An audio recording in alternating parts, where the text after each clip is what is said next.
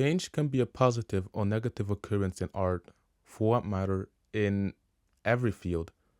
Art and literature has traditionally been seen as a way for people to express their thoughts, feelings, and express a meaning or message. Over time, one's art can be changed and modified by others, changing its meanings and intentions to fit the agenda of the individual best. I'll be using a famous folktale that's meaning has changed throughout generations as an example.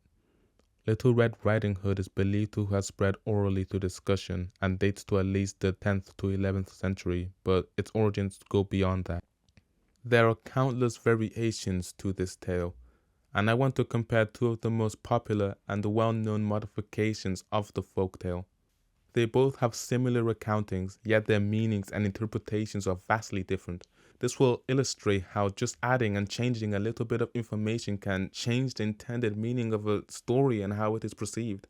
Charles Perrault's Little Red Riding Hood, 1697. There was a pretty country girl who lived in a village. Her mother cherished her, and her grandmother was no different. She often wore a little red cape that was made for her, which suited her. One day she was told by her mother to take some food to her grandmother. Little Red left as soon as possible. On her way, she encountered a wolf, who intended to eat her but decided against it due to there being a woodcutter nearby. He asked the girl where she was heading. The poor naive girl did not know it was dangerous to talk to wolves, and so she told him where she was going.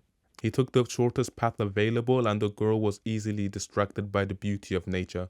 When the wolf got there, he impersonated Little Red and managed to trick the grandma, and as soon as the door opened, he ate the helpless granny. He then closed the door and jumped on the bed, awaiting the girl's arrival. She soon knocked on the door, and the wolf responded with, "Who's there?" At first, the little girl was afraid, but then realized that her grandmother was feeling ill. Little Red Riding Hood reassured the wolf that she came to bring some food.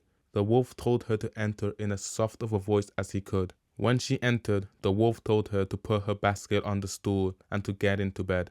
When the little girl jumped in bed, she started to ask a series of questions, which ended up with the wolf eating the helpless girl. Another popular version of the fairy tale, Jacob and Wilhelm Grimm's Little Red Cap, 1857. Since the beginning of this version is similar enough to the previous version, and the second half is unnecessary for this analysis, I'll only be summarizing the ending. A huntsman was just passing by and found it strange that the old woman was snoring so loudly. He stepped inside, and in the bed there slept the wolf that he had been hunting for. Grandma can still be saved, he thought. I will not shoot. He took a pair of scissors and cut open his belly. He saw a red cape shining through. He cut a little more, and a girl jumped out and cried how afraid she was. Then the grandmother came out alive as well. Then Little Red Cape fetched some large heavy stones to fill the wolf's belly with. And when he woke up, he tried to run away. The stones were so heavy that he fell dead. The three of them were happy. The huntsman took the wolf's pelt. The grandma ate the food that Little Red had brought. Little Red Cap vowed to herself that as long as she lived, she would never leave the path and run off into the woods by herself if her mother tells her not. The conscious choice to change the helpless and melancholic ending into a positive and safe one changes the intentions of the fairy tale. Charles has said that the moral is that children, especially attractive ones, should never talk to strangers because they may become food for a wolf. He says wolf, but there are various kinds of wolves. Some are charming, quiet, polite, unassuming, complacent, and sweet.